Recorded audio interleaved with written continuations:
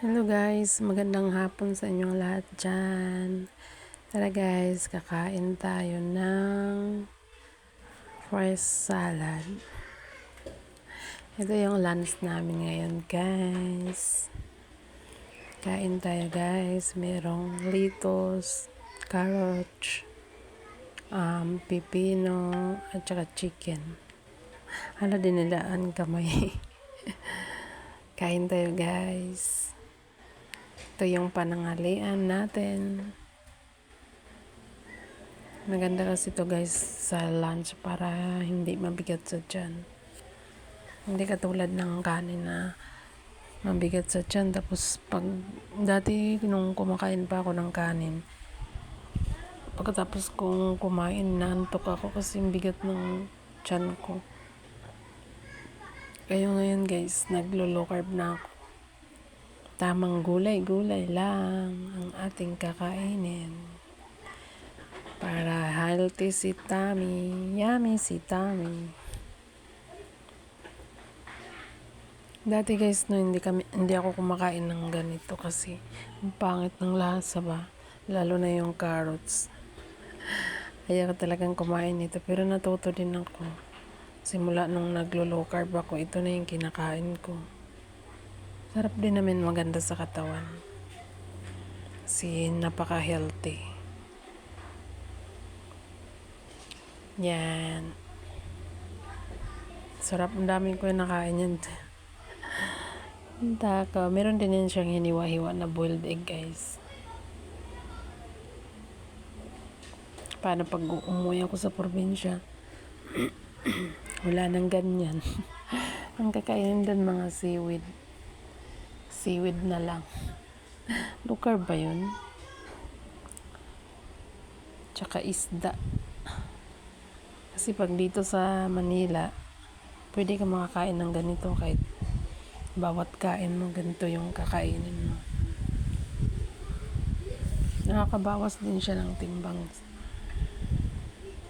Kasi yung almusal ko is black coffee lang. Tapos ito yung pananghalian ko. Ang salad. Malaki din yung nababawas din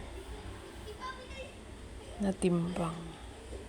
Sarap na rin sa pakiramdam. Hindi tulad dati na pag naglalakad ako ng konti lang, hinihingal na ako.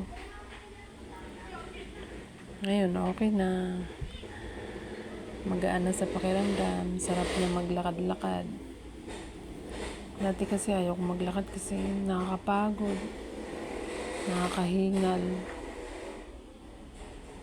Ngayon ko lang kasi na-realize na sobrang bigat na yung katawan ko ba. Kaya yun, tinry kong mag-diet. Nung una, sinimulan ko muna siya ng 1 cup rice. Yun, 1 cup muna. Tapos naging kalahati. Tapos naging kutsara na lang, 2 kutsara, 3, ganun. Hanggang kaya ko na nawalang rice. Yun, winala ko na talaga yung rice. Pero dahil nandito ako sa trabaho, may trabaho ako, sa almusal, kumakain talaga ako ng isang pandesal lang. Black coffee na may kasamang isang pandesal para naman hindi ako masyadong manghina ba. Pero hindi naman siya nakakahina, hindi naman ako nahinghina, hindi rin ako nagugutom. Kaya lang, for the safe, baka mahilo tayo ba? Baka lang, pero hindi naman. Okay lang naman, magana yung katawan ko, tsaka okay naman din yung kilos ko. Kaya lang, pag naglo-low carb ka, nanglalagas yung buhok mo.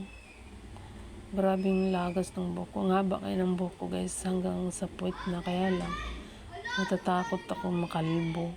Akala ko nangyari sa buhok ko, bakit lagas ng lagas? Kada umaga, ang daming nalalagas sa banyo. Pagtapos kong maligo, ang daming nalalagas. Akala ko mga kalbo. Kaya yun, pinutulan ko siya hanggang sa may batok ko. Pinutulan ko siya hanggang sa may batok ko. Tapos, 4 months low carb. sa 4 months na low carb ko, ganun pa rin siya.